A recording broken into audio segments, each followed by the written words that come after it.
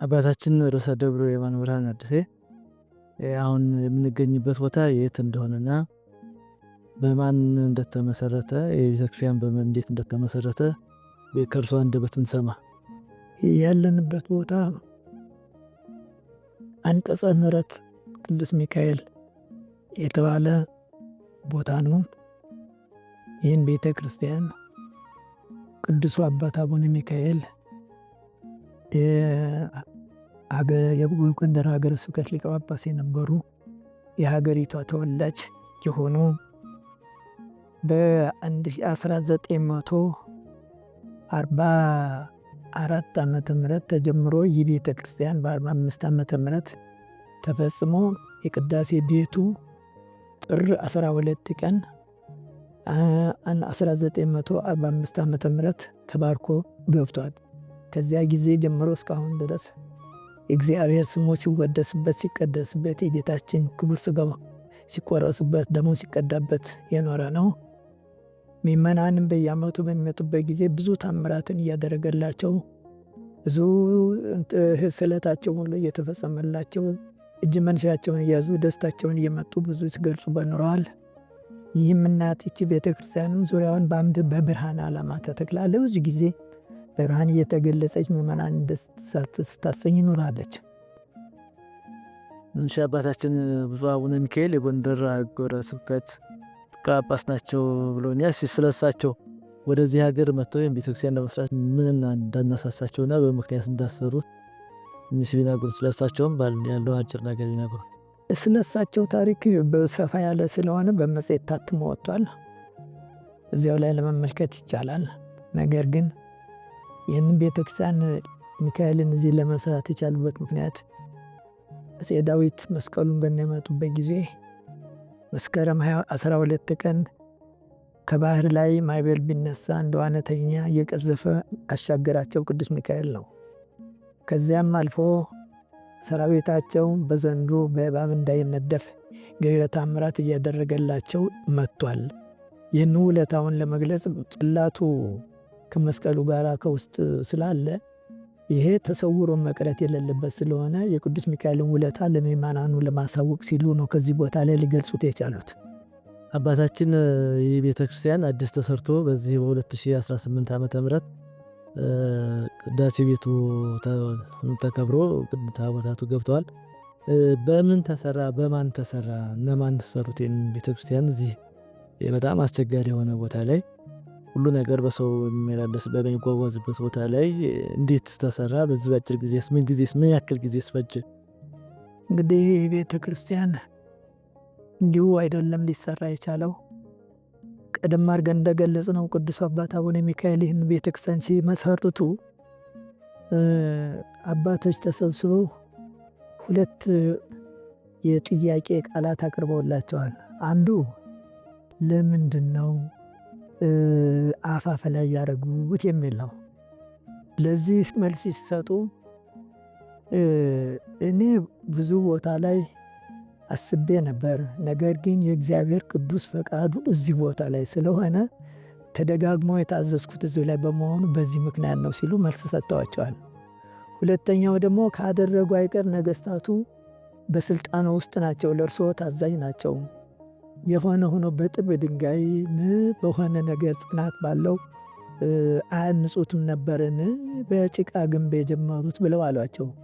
እኛ ለዚህም መልስ ሲሰጡ ምንድነው እኛ መሰረት ነው የምንጥለው።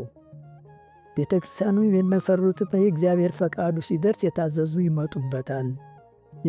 ሰው ሳይለመናቸው ሳይጠይቃቸው ስሩሉን ሳይሏቸው ራሳቸው በህሊናቸው በመንፈስ ቅዱስ አንቀሳቃሽነት ተንቀሳቅሰው በራሳቸው ህሊና በራሳቸው ሐሳብ መተው በራሳቸው ጉልበት በራሳቸው ገንዘብ ያነጹታል። ጊዜው ሲደርስ ምናልባት የእግዚአብሔር ፈቃድ ቢሆን የደረሳችሁ ስትደርሱ ታዩታላችሁ ብለው ይህን ትንቢት ተናግረው ነበርና ጊዜው በደረሰ ጊዜ ገቢር ለእግዚአብሔር እንዲል ጊዜው በደረሰ ጊዜ እነዚህን ሰዎች ለምሳሌ የተከዜ ገዳም መነኮሳት ናቸው። እነሱ በገንዘባቸው ማንም ሳይጠይቃቸው እኛ እንስራ ባካችሁ ፍቀዱልን ብለው ቦታውን ጠይቀው ወደ መካከል ለመስራት ማስበው ነበር። ነገር ግን ያ የፊተኛው ፈቃድ እዚህ ላይ መሆኑን በማረጋገጥና እኛም ደግሞ በጊዜው ስለነበርን ይህን መልስ በሚያጡበት ጊዜ ፈቃዳቸው የቅዱስ ፈቃዱ የእግዚአብሔር ፈቃዱ እዚህ ስለሆነ ከዚሁ ጋር መያዝ አለበት እንጂ ወደ መካከሉ አይሆንም ብለን ስናበቃ እኛ ራሳችንን በማሳሰባችን ቦታውን እዚህ አስጠግተው ሲያበቁ አንዳንድ ቤተ መቅደስ በአንድ ክልል ውስጥ በአንድ ክበብ ውስጥ እንዲኖር አድርገው ሊሰሩ ችለዋል። ያው ተከዜ አቡነ ሐዋርያ ክርስቶስ ገዳም እንደሰሩ ሲነገራል። እነዚህ መነኮሳት በራሳቸው ገንዘብ በራሳቸው ጉልበት ነው የሰሩት ነው እየተባለ ያለው እውነት ነው? እውነት ነው። ይሄን በራሳቸው ማንም ያግዛቸው የለም። በራሳቸው ወጥ ነው፣ በራሳቸው ጉልበት ነው። ጥሩ። እንደዚህ አይነት ገዳማቶች በመኖራቸው ደስ ይለናል። ግን እግዚአብሔር የተመሰገነው ለሌሎች ገዳማቶች እነዚህ አይነት ገዳማቶች ምን መልእክት ያስተላልፋሉ? ከራሳቸው አልፈው ተርፈው ከልመና ወጥተው ራሳቸውን አስተዳድረው ከዛ ወጥተው እንደገና ለሌሎች አብያተ ክርስቲያናት ቤተክርስቲያን የመስራት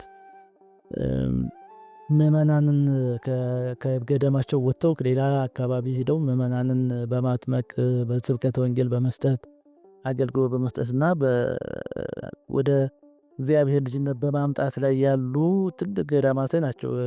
እንደሚነገረው ከሆነ ከተመሰረቱ ትንሽ ጊዜ የሆናቸው ገዳማት ናቸው። ረጃጅም ዓመት የኖሩ ከተመሰረቱ ብዙ ዓመት የሆናቸው ገዳማቶች አሉና ለእነሱ እነዚህ ገዳማት ምን መልእክት ያስተላልፋሉ? ማስተላልፈው መልእክት ቢኖር እንደምትለው እንደጠያይቅንም አካባቢ እድሜ ጠገብ የሆኑ ብዙ ዘመን የነበራቸው ብዙ ሀብትም ያላቸው ገዳማት አሉ። ነገር ግን አልፈው ተርፈው ሌላ ቤተ ክርስቲያን መስራታቸው ቀርቶ ራሳቸው እንኳን ከልመና ሊያድኑ አልቻሉም። እነዚህ ግን በአጭር ጊዜ ተነስተው ራሳቸውን ችለው ከ3 ከ4 ቤተ ክርስቲያን በላይ የሆነ ያነጹት አለ ካሁን ቀደም። አሁንም እያነጹ ናቸው። ምእመናንን ደግሞ በትምህርት እያጎለመሱ ናቸው። ስለዚህ እነዚህን አብነት ማድረግ ይገባል ነው።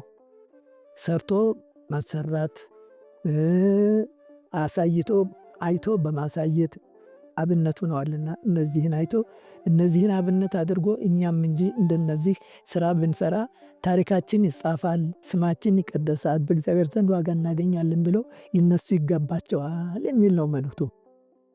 እሺ አባታችን እናመሰግናለን። ይህ ቦታ ወግሸን ደብረ ከርቤ ቅድስት ማርያም ግቢ ውስጥ አንቀጸ ምሕረት ቅዱስ ሚካኤል ቤተክርስቲያን ነው። በተከዜ አቡነ ሐዋርያ ክርስቶስ አንድነት ገዳም ተጀምሮ ተጠናቆ የውላ ፍጻሜ በቅቶ አሁን በዚህ በ2018 ዓ.ም ተመርቋል። አባታችን ለሰጡ መብራሪያ እናመሰግናለን። እግዚአብሔር ሚና ጤና ይስጥልን።